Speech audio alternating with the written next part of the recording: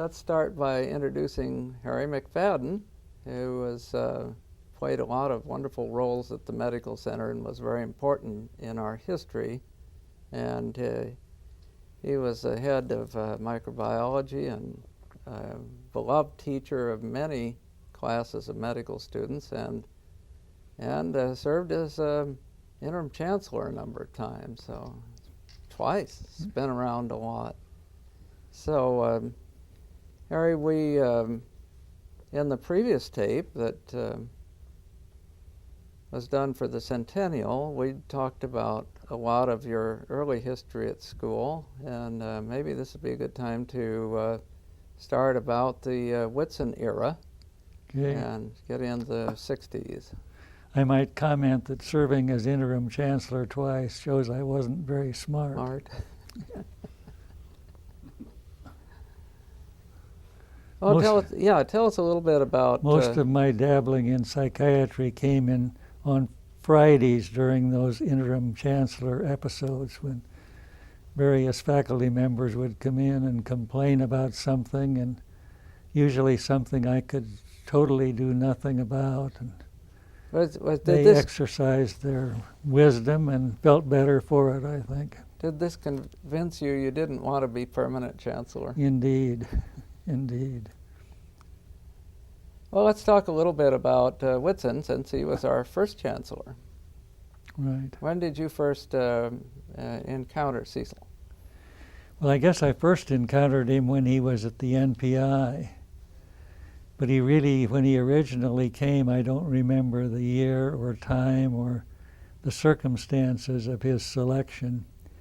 But he was housed first at the Douglas County Hospital.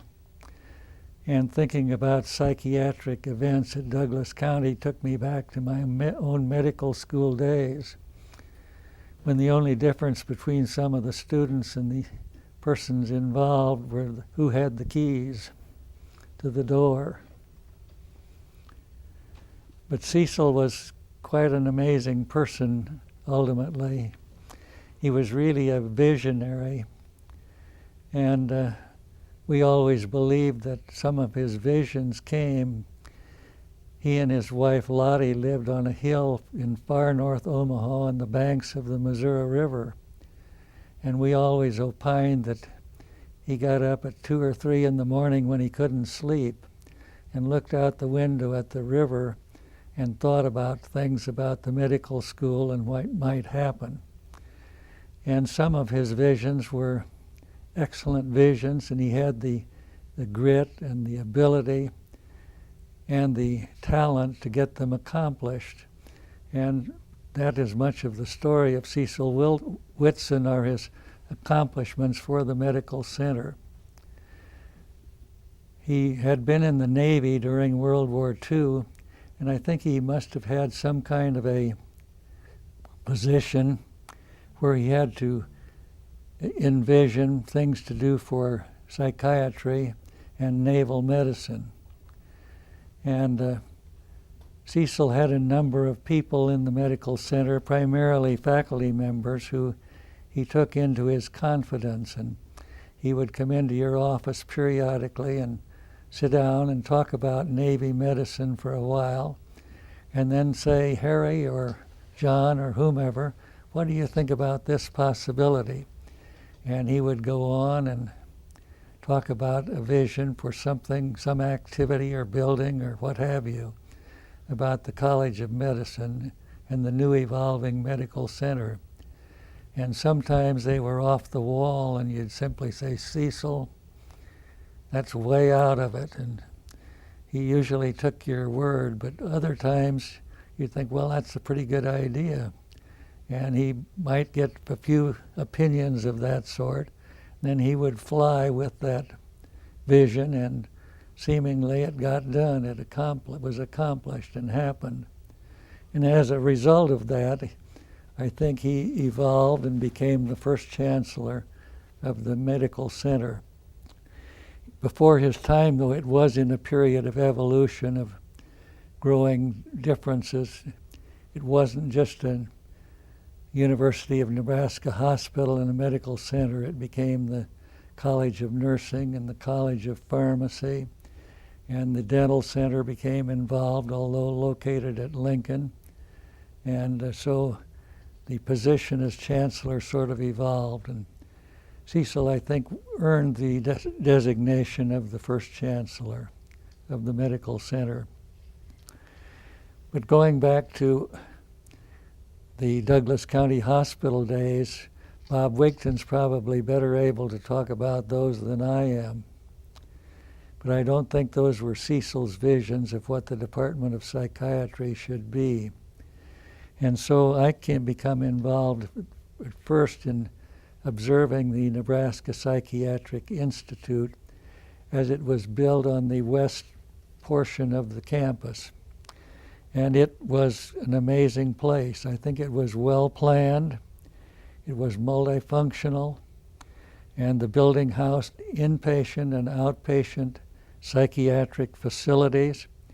It had facilities for the Department of Psychiatry, and it had a new thing, teleconferencing with the mental hospitals of the state of Nebraska, and it was a great continuing education opportunity for two-way interaction between the mental hospitals and the NPI as we knew it. It also contained a very modern amphitheater, and the amphitheater was great in those days for teaching of medical students and of persons in graduate medical education, interns, residents, and the like. And later it was extensively used as a center for continuing education, and that lasted far beyond Cecil Whitson's tenure at the medical center. But the teleconferencing and the development of medical illustration as a campus-wide facility really began at that time. Before that, I think most of the medical education illustration type events were departmental oriented. And about that time, Cecil became acquainted, I think, with Mrs. Reba Benscooter, and Reba and Cecil really started initially a campus-wide facility, as far as I know, for teleconferencing and for utilization of staff facilities to aid faculty and students and others who needed to write papers about scientific research or to write essays or what have you related to medicine at the time. And so the NPI was quite a feather in the cap of Cecil Whitson, so to speak. And I think it was something that sort of opened the eyes of the nation to the possibilities of Nebraska and psychiatry. And the fostering of medical illustration and support for education and research of that kind was really outstanding. The next major event I had opportunity to participate in was the development of what came to be known as Whitson Hall ultimately. And the Whitson Hall, as a functional entity, became operative in 1968. Now, the prior planning for the building happened several years before 1968. I was not privy to the planning for grant support for building the building. Cecil Whitson did that with others. I'm not sure who were enlisted into that venture, but that was certainly not my forte, so to speak. But coming into the building phase of the planning phase of the actual building, it was determined that the building would really house facilities for anatomy, for pathology, and for medical microbiology, which then included the discipline of immunology.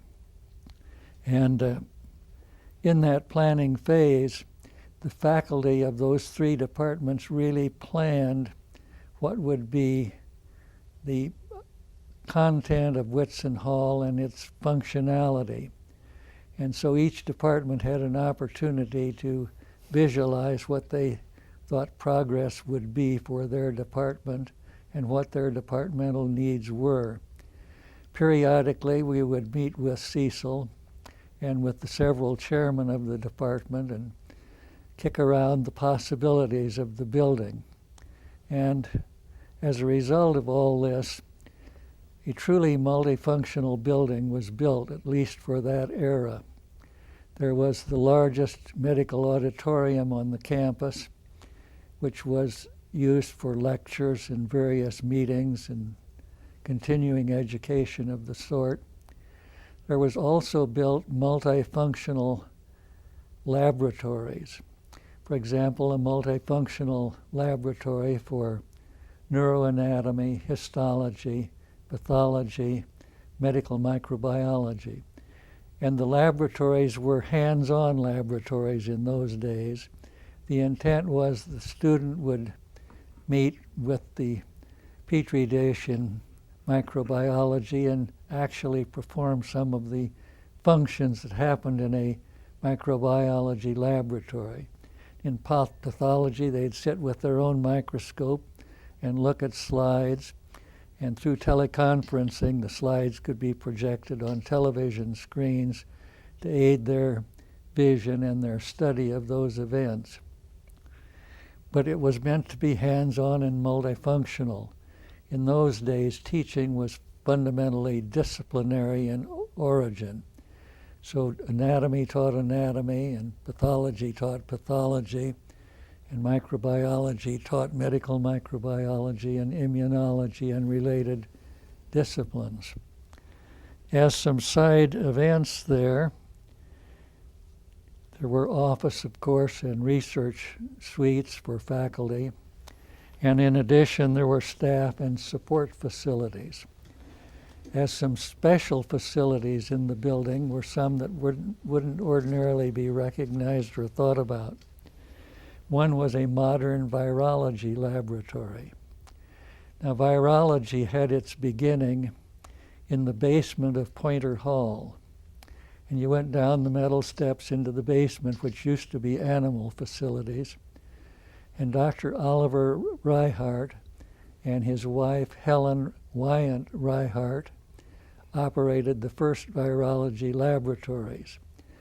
And those were basically dependent upon tissue culture studies and the inoculation of specimens onto tissue culture and the isolation of viruses therefrom. And that happened prior to the Salk vaccine and so on. So when the time of the Salk and Sabin vaccines came about, Oliver and Helen Reihart were able to culture for polioviruses. And they participated very extensively in the Sabin oral Sunday and things of that sort, and in the follow-up after those major events. But Helen Reihart started the MedTech program. Right, Helen Reihart was a medical technologist who came from the Massachusetts-Boston area.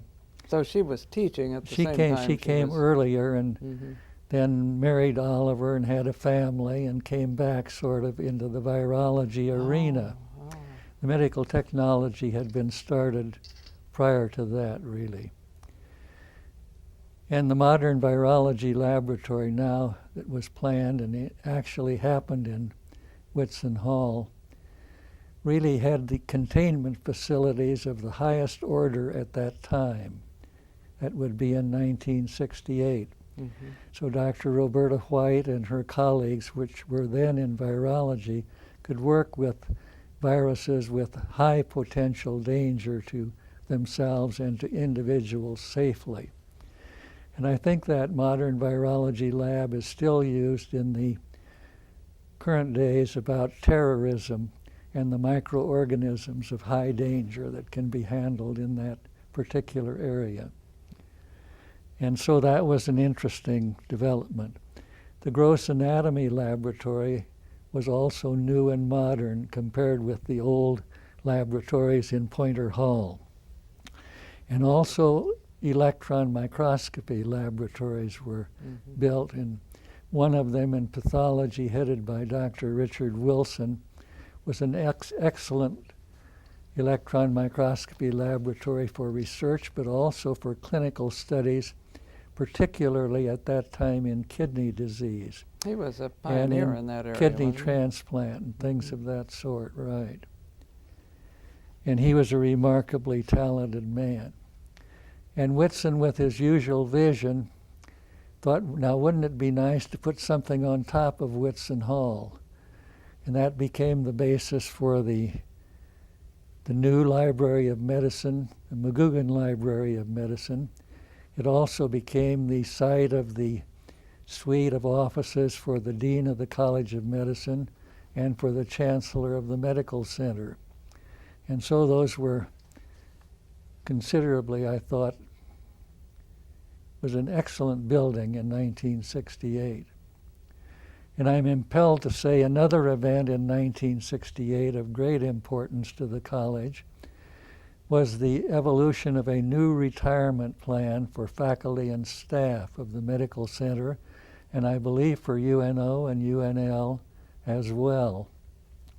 Before that, the state had what we call the old retirement plan, which was funded by taxes and state support, and the retirees were paid out of departmental budgets of the department from which they retired.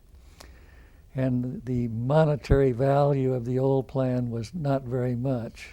How some of the people lived on what they received, I don't have any idea.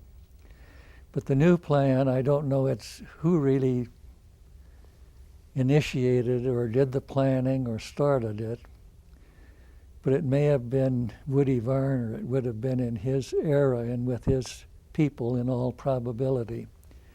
But the new plan was really a 401k type plan using TIA CREF, which is a national organization dedicated really initially to retirement plans for universities, colleges, medical centers, academic centers of that general sort.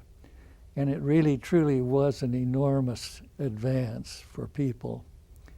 And it allowed people to have what I think was a decent retirement when they were through, and they participated in the funding of the thing, and it was an overall really worthwhile venture. Did this have to do with changes in legislation, or was it just that somebody I think went it out was and instituted within the university as far as I know, Bob, but generally? I don't know for sure. But the author of it deserves great credit, whoever that person or persons would be. So that takes us a long ways into the Cecil Whitson era. But also in this general time, a new college of nursing was built east of 42nd Street. A new college of pharmacy building was built to the east of 42nd Street. And associations with the dental college came into being at that time. Now this gets us into the era, really, of the evolution of the University of Nebraska Hospital, which really began, I think, in Perry Tolman's days. The University of Nebraska Hospital initially was a strictly charity hospital, and when a patient came to the hospital, they had to be authorized by the county from which they came, and the county paid a daily fee to the university hospital for their care. Well, eventually the state legislature got into some of the funding too, and as medicine evolved and the needs became greater, and the types of medicine which could be used became greater and more expensive, it became more expensive for the counties and the state legislature to fund the university hospital. Mm-hmm. And so the obvious decision was to try to fund a portion of the cost through fee-for-service type pay through insurance plans or whatever plan an individual might have, even personal payment, I'm sure. And gradually the percentage of this became greater and greater. And I'm sure Perry Wilson went through this with the legislature. And nobody wants to change a system, you know, so it wasn't easy going, I'm sure, to make this change. But ultimately, Perry and Cecil and others convinced the legislature that the principal way the university hospital could evolve for the clinical faculty and for the education of students was essentially to make the university hospital a freestanding hospital which paid for its own operation. And this was accomplished over a period of years. And I might mention as a byline along here, Cecil Whitson and his wife on football Saturdays in Lincoln used to go out early to a restaurant in Wahoo on Highway 77, which was a stopping point for many of the people from northeastern and northern Nebraska on their way to the football game. And Cecil would introduce himself to people and talk about the medical center as they came through. And I'm sure this was very helpful to Cecil with the legislature and his dealings with the legislature. And I can't remember the name of the restaurant now, but it was a favorite watering hole for people going through on Highway 77. Also about this particular time came the professional fee plan and its discussion, and we might touch on that just for a few moments. I'm not the best one to talk about that. Among the persons living who probably know the most would be Dr. Fred Postgen, and he might be a candidate for Dr. Wigton to talk to about the professional fee plan. Thursday, actually, yeah. So that'll be and good. He and Dr. Clarence McWhorter and others were instrumental in the fee plan. But the basic problem was that initially salaries for faculty at the College of Medicine, particularly for the clinical faculty, were not sufficient to keep their interest or to maintain them at the College of Medicine.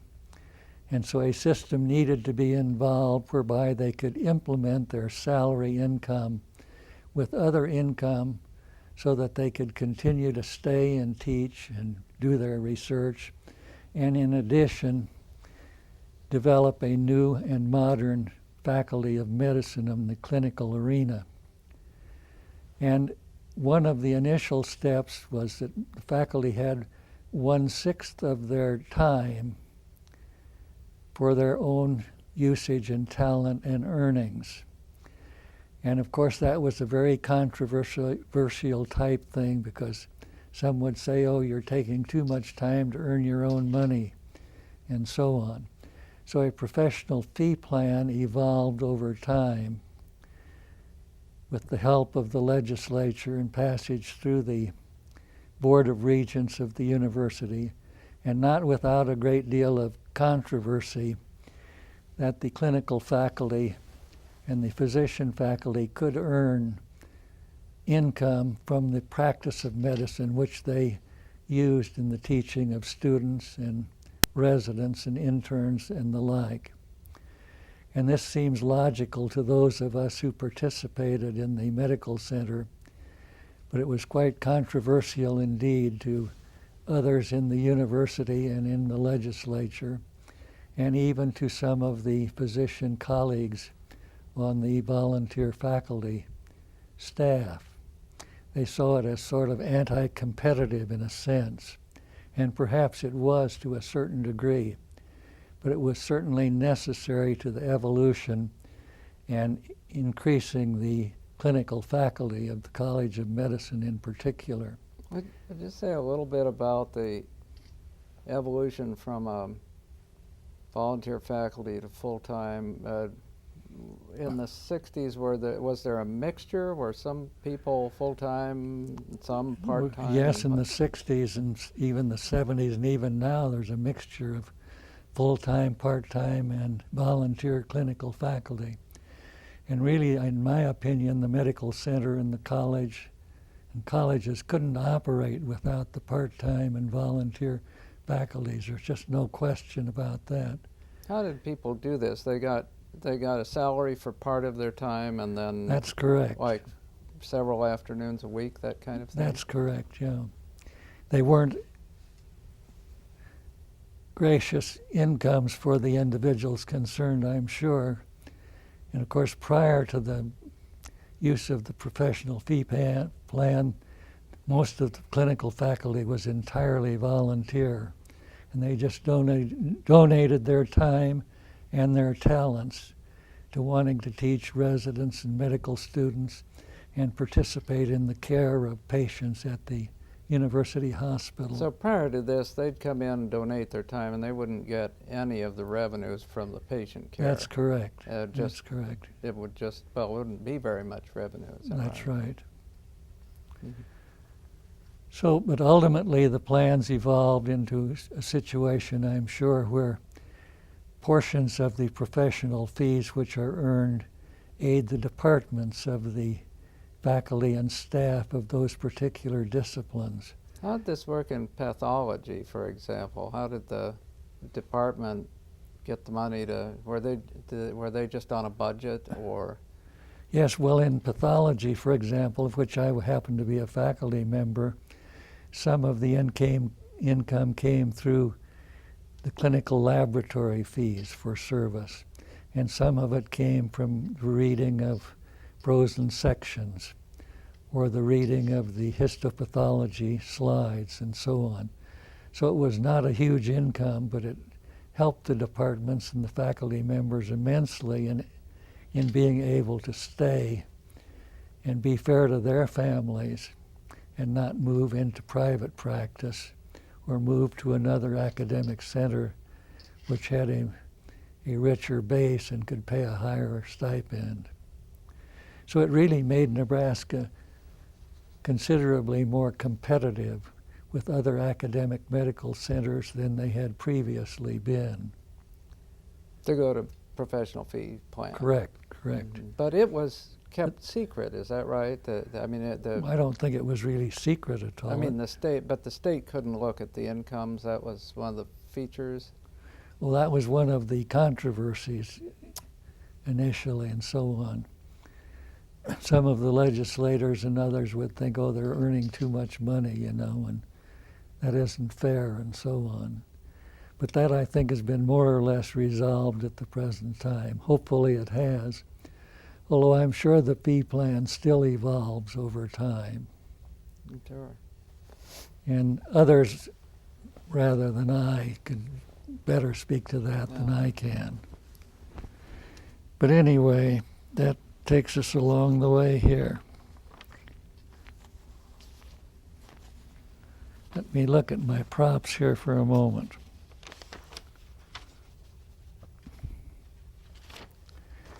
In other areas of support that Cecil maintained for the campus, I think you're all aware of the Eppley Institute for Research in Cancer and Allied Diseases. And in Cecil's time, the staff of the Eppley Institute was not really a very extensive staff. And he was instrumental in recruiting Dr. Philip Shubik and his associates, who were housed in Chicago at the time, to come to the Eppley Institute and to actually take over the operation of the Institute, so to speak, meld it with the current faculty of the Institute and the College of Medicine, and to develop it. And Philip Shubik and his staff brought strong research on chemical and toxic agents which might be associated with the development of malignant disease. And so they really established a base, or a very fundamental basis, for the Eppley Institute. And this was really the start on which the clinical foundation of the Eppley could be built later. And Dr. Cowan now can further develop it as a clinical institute, which it is, of course, and it's known on the national level and national arena. And he's further developed the institute considerably. One of the studies that went on during Dr. Shubik's day related to lymphoma across Nebraska and in the region, a sort of a basis or collection of data of patients who developed lymphoma in the state, and what their jobs were and what their talents were and what they did was started. And I think that's continued for Nebraska and for the region. Where did that interest come from? Is that through? Well, lymphoma is reasonably common in Nebraska and in this region. And some believe it's related to toxic agents and chemicals, which might be used in farming and related types of events. But there wasn't a specific person that really... No. I remember some clinicians like Bob Rosenhoff. Yeah, Bob Rosenhoff was very interested in this and got this started with the Eppley Institute, I'm sure. It's interesting because it's been so important for the later development of right. research. The strength in lymphoma research and treatment and teaching is just unbelievable.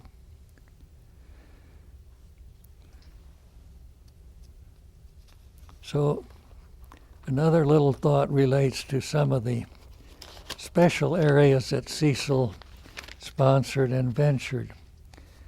One of these was the physician assistant program, which in its beginning was quite a controversial thing, because some of the physicians believed, I don't need an assistant really who sort of does much of the work I do to aid me. Well, I'm sure now they accept physician assistants and use them very extensively.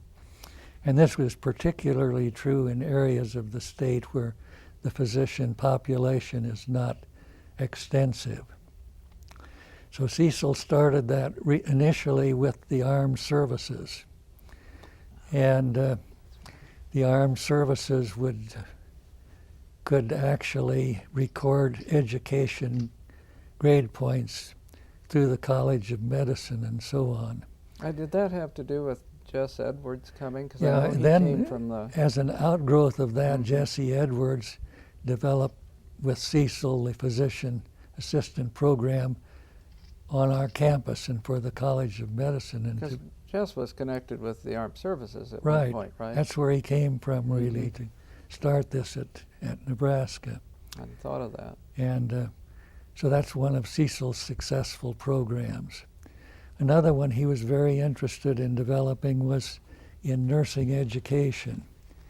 And one of the many excellent deans of the College of Nursing was Rena Boyle. And Rena Boyle was very helpful to Cecil in developing outpatient education in Nebraska and the region for nurses through the College of Nursing and through other colleges of nursing education. Is this where they started to get the other campuses Right, outstate? correct, involved. Mm-hmm. And also at the end of Cecil's career at the medical center, he was involved in a combined program between dentistry and medicine, where dentists could come in and basically demonstrated their talents in the basic medical sciences through taking the courses or taking examinations or taking orals from the basic science department chairman to show that they really had the knowledge that medical students would have from the basic sciences. And then they had sufficient credits in dentistry and in the clinical departments of medicine to have a combined degree in dentistry and oral surgery or some similar thing. And that was worked ultimately also through the Department of Otorhinolaryngology, merged into this particular venture. Now, all of these latter ventures had some controversy with them, but they proved to be successful and worthwhile ventures, which I think is a great credit to Cecil and his interests. Excuse me. In the later part of Cecil's experience at the medical center, he became more and more interested in architecture and building medical facilities and hospitals. And he had a real talent in this regard. and he became interested in the company Henningsen, Durham, and Richardson at that time. And he became a friend of Mr. Durham, I'm sure, at that time. And he served as a consultant to them in the building of medical facilities and hospitals. And after he decided to retire from the medical center as chancellor, which happened in 1972, he became associated with HDR and did extensive work with that organization. And a resident of Omaha, his name was Mr. Don Korf, Korpf. He'd be a good candidate to talk to in one of your sessions, Bob. Where did they go? They went all over the world. Just consulting on medical and buildings? Planning and building hospitals to meet the needs of a particular region. Yeah, I know they even planned some hospitals for the Middle East. Cecil, I understood, enjoyed planning the hospital here. Yes, he did. He was really, much of the university hospital was started far before Cecil's time. And the latest West addition to the hospital happened really in Perry Tolman's tenure as the dean. Mm-hmm. But Cecil participated in the modernization and changes in the university hospital facilities while he was here, I'm sure. So that was a talent he had, and he just something he liked to do. And he was with then HDR, I don't really know how long, but ultimately he retired completely, and Cecil and Lottie moved to Lottie's hometown, which was Charleston, West Virginia. Charleston, South Carolina. Yeah. And Cecil built a very nice townhouse in Charleston for Lottie. He presumed that Lottie would outlast him in life. And I had the opportunity with my wife to visit Lottie and Cecil in Charleston and had a very enjoyable day. Cecil driving us around Charleston and Lottie talking about her ancestors and the history of Charleston, South Carolina. It was a fascinating I'll bet that event. Was fun. Now, do you know where Cecil came from originally? I do not. It was in the same general It was in the area, same general area, but I don't know one of the Carolinas, for sure. I think. Right. I'll have to look. Carolinas, maybe even Virginia. I'm not sure. I'll have to look it up. Yeah. I'm sure it wouldn't be too hard to find to get there. Right. But then after Lottie's death, he ultimately moved to northern Florida. I didn't know that. With I believe, a distant cousin lived there, and was sort of a relative he could be close to and visit with. Cecil and Lottie's son, young Cecil, I believe still lives in New York City and is in financial affairs in New York City, a bank or other financial services. I didn't happen to know young Cecil well, but I did meet him a time or two. He was a capable young person. So that's sort of a roundup, very great. superficial of Cecil and Lottie Whitson to a certain extent. One topic I wanted to hit on, if you had some thoughts about it, was the evolution of the curriculum through the 60s and into the 3-year classes. Did you have any feelings about that? Well, the early classes were disciplinary, strictly department by department when I was in medical school. But by the time Perry Tolman and Cecil Whitson were here as deans of the college, there was greater cooperation and coordination between departments and some interdepartmental planning. And certainly clinical faculty were being brought by departments into their departmental teaching efforts, which was actually very well received by the students. and I think was helpful to the overall educational program. But there was not yet really disciplinary approaches to medical education. I mean organ system approaches, which were truly interdepartmental ventures, which are used today.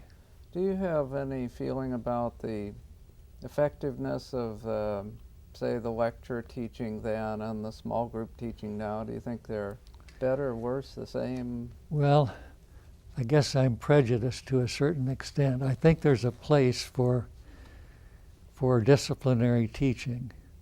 I think it's important to teach the basic fundamentals of a discipline to a group of students in that particular context. But then when you get into the applications of the discipline, then I think the interdisciplinary approach is better.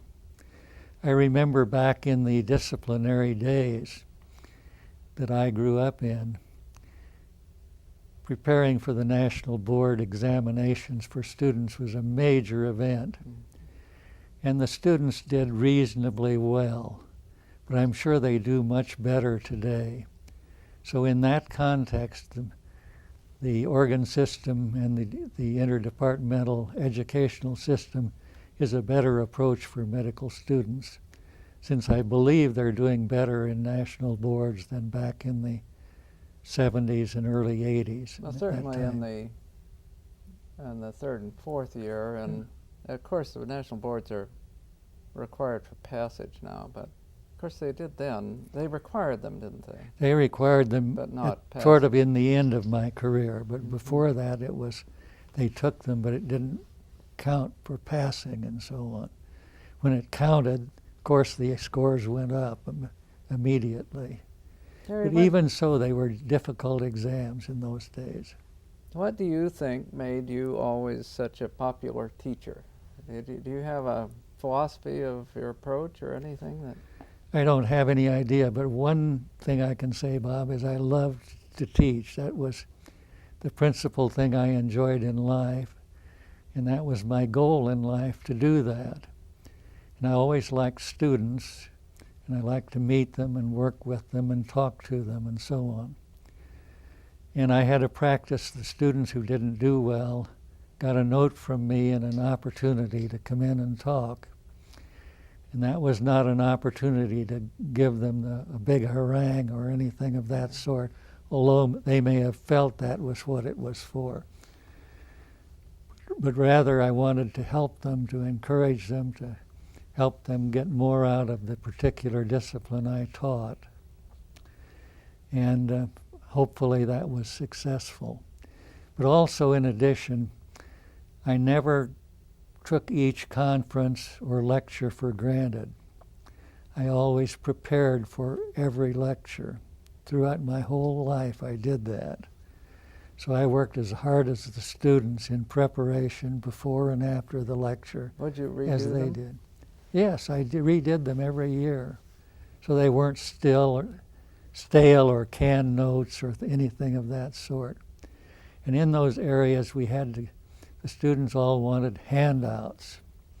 And they were kind of a bane of our existence, but the handouts were sort of a compilation of the textbook, our experience, and so on, and information from other sources. So I suppose they were useful, but for some it was an excuse not to come to class. And I think those that didn't come to class missed a great deal with every teacher, but that was just my opinion. When we came to the 3-year curriculum and the speed up in the curriculum, the speed up happened when I was a medical student, actually, and that happened related to World War II. And that speed up was simply they took away all of the vacations and made class time for it. So my class graduated approximately 6 months ahead of time, in December of 1943 rather than in June of 1943. So actually I should have been in the class of 1944. I'm December of 43. But the three-year curriculum related to about the time of Perry Tolman and Cecil Whitson. There came to be a judgment that there weren't sufficient numbers of physicians in the nation, particularly family practice-type physicians. And so to meet this need, class sizes were increased. That was the first step. Then following that, an experience was made to again speed up the classes. And this was done at first through, again, taking away some of the vacation and holiday time and making it into class time, and then into structuring a 3-year program for a few years. That really stressed the students very much, and I think was not a good educational experience, except for a very short-term period of time. And fortunately, it only lasted a short period of time, and the conventional experience again took place. If anything, the curriculum needs to be lengthened, not shortened, in my opinion. But there are exigencies of time. You just can't go to school forever. Some people do go to school forever, but most people can't afford to do that and don't want to do it either. I think of a few of them. Were there any particular characters during this long career that you think of that just faculty members or students or anything that pop out at you? Well, Cecil Whitson was one of them, certainly. And his experiences with his coming in to meet his faculty members and friends, he had certain ones he'd try out his I think that's a wonderful materials story, on. Yeah. Like And he was always full of fun, full of stories about the Navy and full of stories about life in general. He was an outgoing, friendly person, really. So he was one of the characters, so to speak. Ed Holyoke, of course, was another character, particularly through his voice and through his mannerisms and excellence of presentation, but very positive and very definitive and definite. Another, of course, was John Latta. And John Latta was an excellent teacher and in a different era of teaching, really, than we're talking about at the present time. And he was the one, actually, that got the first electron microscope here, is that right? Yes, I don't know whether he had the first one or the second one, Yeah. but it was kind of a even race. Dr. Latta and his group obtained an RCA electron microscope, which was housed in Whitson Hall. And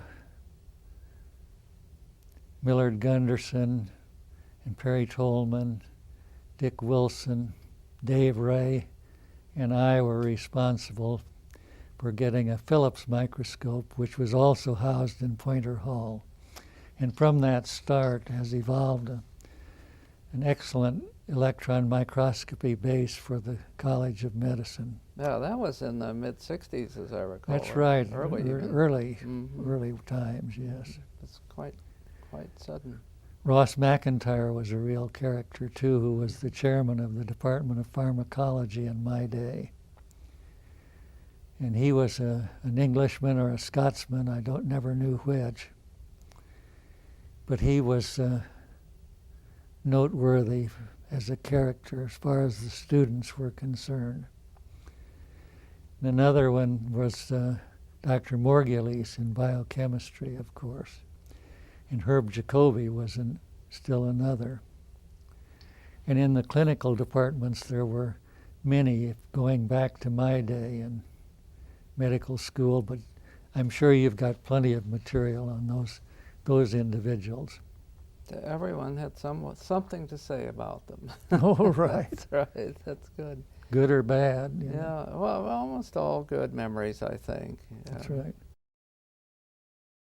What are your thoughts about the way medicine evolved? Do you have any thoughts about what we're missing now that we had then, or vice versa, or the wonderful things about it now that we didn't have then? Because you had such a kind of a long perspective on this.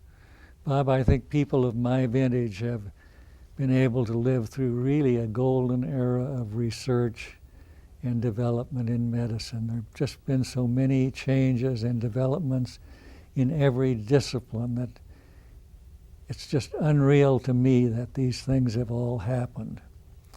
The miracle of penicillin, which began in the 1920s, you know, and became productive of penicillin as a medicine in World War II, is just an amazing story. And the story of developments in anesthesia and radiology and medicine and psychiatry and neurology. You name any of these disciplines and it just is unreal. I think there's no question that the opportunities for health of people is so much greater now than it was then. It's unreal. I can remember cases of diphtheria, for example. I think most physicians now have never seen a case of diphtheria, and hopefully they never will. I think now most physicians in this country have never seen a case of poliomyelitis. Hopefully they never will. In a few parts of the world, polio still exists, you know. I do think infectious disease will continue to be an evolving problem for medicine because of the development of resistance by microorganisms, bacteria, fungi, and viruses to various antibiotics and chemotherapeutic agents. And so that'll be an area of emphasis, I think, into the future, and currently because of bioterrorism potential. But I think medicine's much superior to what it was in those days. When my father was a family physician in country practice, he did home deliveries. I did 1 or 2 home deliveries when I was a medical student, believe it or not. I think that ceased shortly after I was a student, but that's a bygone era, although it may be coming back to a certain degree nowadays. But it's so much better now than it used to be. It's unreal. In my father's day, they had opportunity to do things with their hands to patients. They had very few good medicines. So they practiced a good deal of psychiatry, and they practiced a good deal of talking to people and telling them how they could get well by themselves, so to speak. But the modern medicine has made for greatly increased costs. And now one of the problems is to pay for all of the advances in medicine. And whether it comes to rationing or we can afford all of these advances, who knows what the future will bring in that regard. Hopefully the politicians will be wise in their judgments and decisions in that particular area. I hope they're better judges than in some of their deliberations. And I don't mean that in a negative way, but there are lots of problems facing modern medicine and facing the world in just the modern era, I think. Well, it's been a wonderful time, and you've had a long and illustrious career here, so we certainly appreciate you coming to talk to us. Bob, it's been a lot of fun and what I've enjoyed, so I've been very happy throughout my whole life in that regard.